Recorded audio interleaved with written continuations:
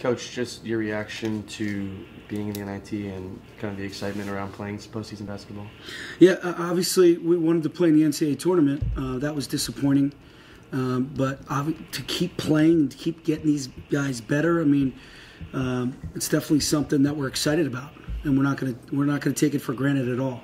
We've had some good practices the last couple days, so now that we know what we're doing and who we're playing and where we're playing, I think the practices can only get better, and we still have a young group. So as long as we can continue to climb and to continue to put them in situations where they can get better, it'll be great for us. How close did you feel like you got to the NCAA tournament? Obviously not that close when you look at the first four out, last four out. I thought they were really going to hold the quad one, the metrics. I thought they were going to hold some weight with the 21 wins, 2 wins in the Big Ten tournament. An unranked team beating a ranked team, all those fabulous statistics, but didn't hold true. Historically, they said typically this team gets in, and this year we did not. So I'm going to, we'll have the staff kind of look at what the chair of the committee was saying and what they valued. It looks like in the end, though, the Big Ten in general didn't get much respect. Patrick, how do you kind of channel the disappointment of obviously the tournament into kind of being excited for Temple and playing with as much momentum? Yeah, I mean, I told them, be upset right now, be disappointed right now. In a couple hours, that's over with. We're going to get up tomorrow morning. We're going to get better. We're going to go compete in one of the better NIT brackets I've seen in a long time. I mean, there's some really quality teams.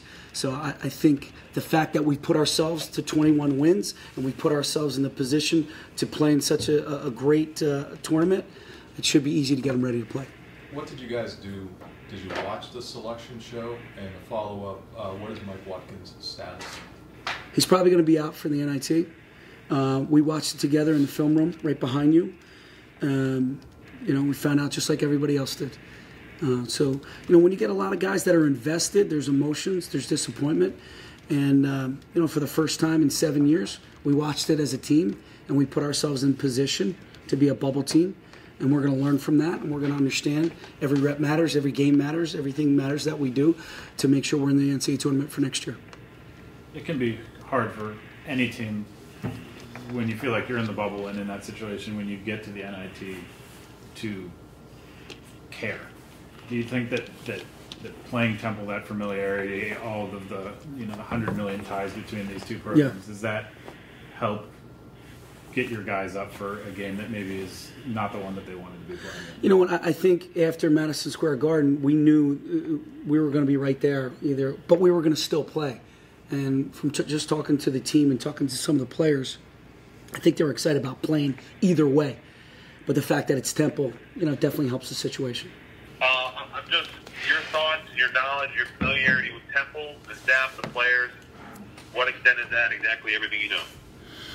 Wow. Those relationships run very deep. Obviously, I know Coach Dunphy very, very well. He coached my brother at Penn, so I've been connected to Coach Dunphy for a long time. And our players know, most of their guys, Shiz Alston and some of the other guys on their team. So, I don't think I'm going to have to get these guys up to play Temple, but obviously the relationships are there. 3 of your last 4 NCAA tournament bids here came after you made a nice run at NITs. I don't know if you realize that, but do you bring that up to your guys in terms of a big picture, what sort of springboard this is? I appreciate you saying that, Mark.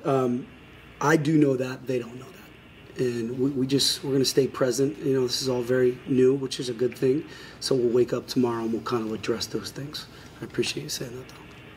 I think there are some different rules for the NIT in play. Is there a crash course on that? How do you... Well, here's the good thing. We played overseas in the FIBA event, right? We played FIBA rules, so we played 4 quarters. The 3-point line was pushed back. I think we're going to have to get used to the 5 fouls. You shoot 2, no 1-and-1. The lane's going to be wider. When you get an offensive rebound, it goes to 20 seconds. So I'm versed. I've been studying it this evening.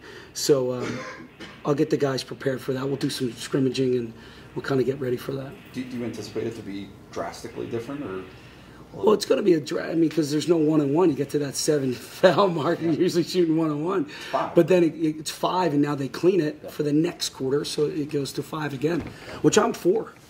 I'm actually for that. I think that's a great idea. You mentioned talking to these guys about some of the historical big picture things in terms of making the tournament next year. Is there a little bit of damage control? It's an emotional time of year, regardless, because you're getting near the end of the season. Guys are thinking about their future or whatever. Is there a certain amount of just like, you know, flush the upset out of your system, get back to what you're doing, and don't get too emotional about any one thing that happens? So yeah, I think again, playing Temple, I think it's going to be flushed because they know each other so well. When they go back home, especially in the summer, they're playing pickup there. So I think it's going to be. I think it's going to be flushed by tomorrow morning. I think these guys, by the time 3:30 rolls around for practice, I think they'll be ready to go.